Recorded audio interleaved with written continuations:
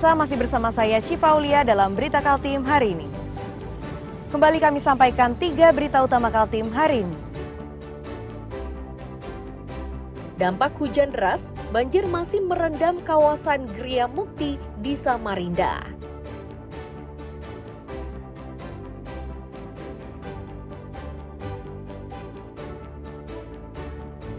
Kisah pilu anak korban longsor tentang pesan terakhir sang ibu sebelum bencana merenggut 4 anggota keluarganya.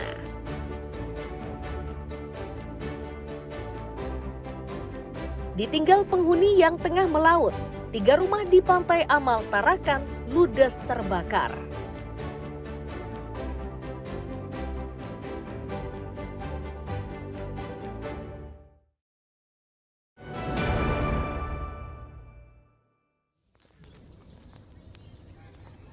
Hanya menyisakan puing. Itulah yang tersisa dari musibah kebakaran yang melanda RT 11 Pantai Amal Tarakan pada Rabu siang. Tercatat 3 rumah yang hangus terbakar dan 1 lainnya terdampak. Warga menyebut saat kebakaran terjadi, para penghuninya tidak berada di rumah karena pergi melaut. Satu-satunya orang yang tinggal kondisinya sakit. Beruntung, korban berhasil menyelamatkan diri.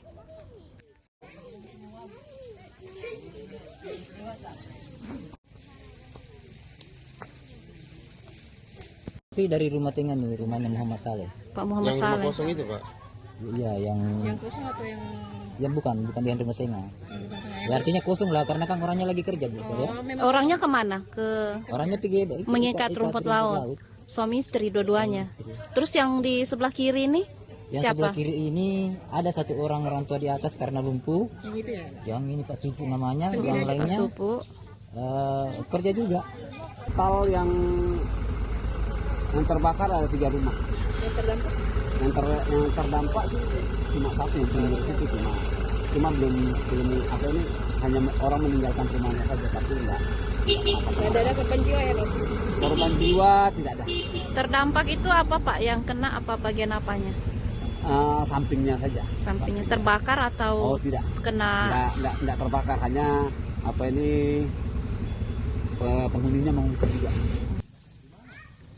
Tidak ada korban jiwa dalam musibah ini, sementara api diduga berasal dari korsleting listrik pada salah satu bangunan yang terbakar. Saat ini, areal kebakaran sudah dipasang garis polisi. Amir Hamzah dan Mustafa melaporkan dari Tarakan, Kalimantan Utara.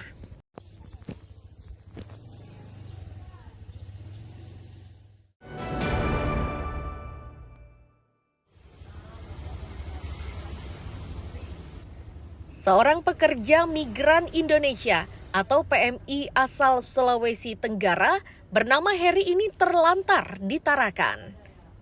Saat ini Heri ditampung di shelter milik Dinas Sosial dan Pemberdayaan Masyarakat setempat.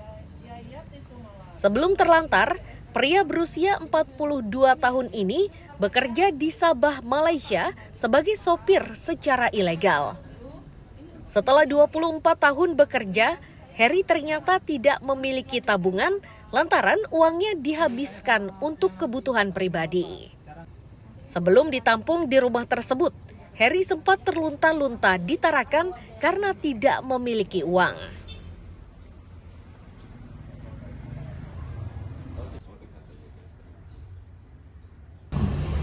Sampai ya terjadi hal itu.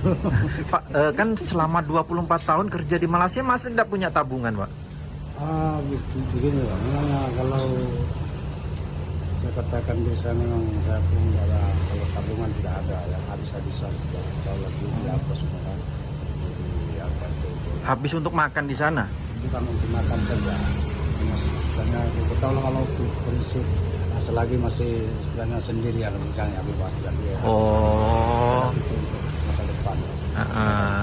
Habis ini hari dapat gaji lah salah. Sesuai rencana, para pekerja ilegal ini selanjutnya akan dipulangkan ke daerah asal. Untuk memudahkan rencana tersebut, Dinas Sosial Tarakan akan berkoordinasi dengan Dinas Sosial Provinsi Kalimantan Utara. Ini dimaksudkan agar pemulangannya bisa lebih lancar.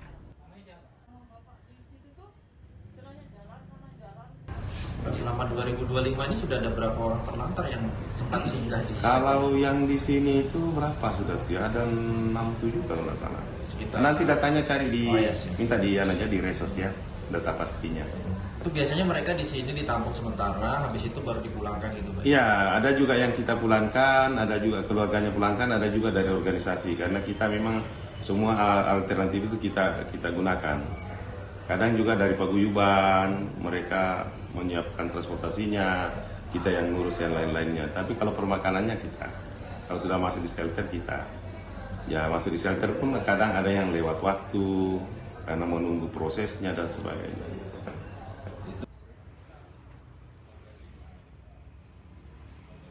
Sepanjang 2025, ada 24 orang terlantar yang sebagian besar dipulangkan ke daerah asal.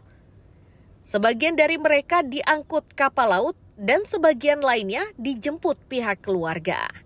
Amir Hamzah dan Mustafa melaporkan dari Tarakan, Kalimantan Utara.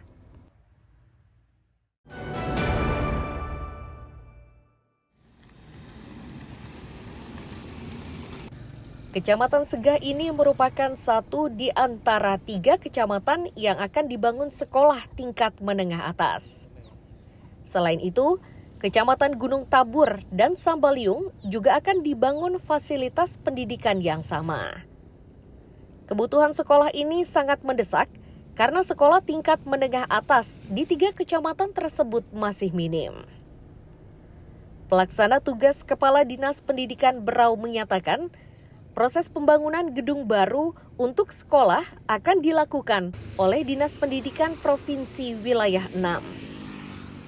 Untuk memastikan pembangunan sekolah, pihak Dinas Pendidikan Provinsi telah meninjau 3 kecamatan itu bulan Maret lalu.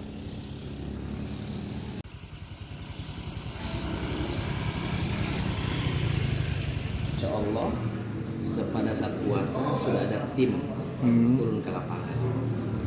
Dan turun ke lapangan di beberapa kabupaten kecamatan, ada di Kecamatan Sambaliung, ada di Kecamatan Gunung Tabur, ada di Kecamatan Segah. Insya Allah juga nanti kita mampu di wilayah. Tunggu saja. SMK Pak? Rata-rata SMP.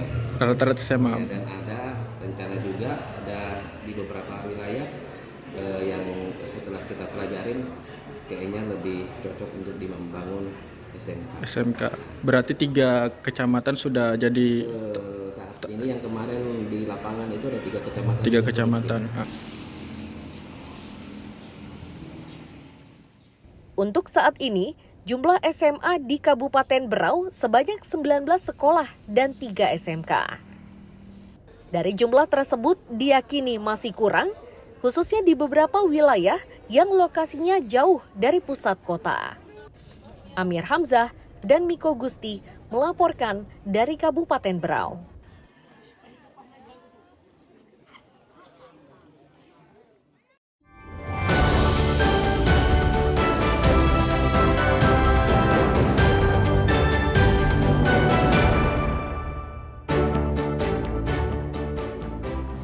Pemirsa, berita tadi menjadi akhir perjumpaan kita hari ini. Saya Syifa Aulia pamit undur diri.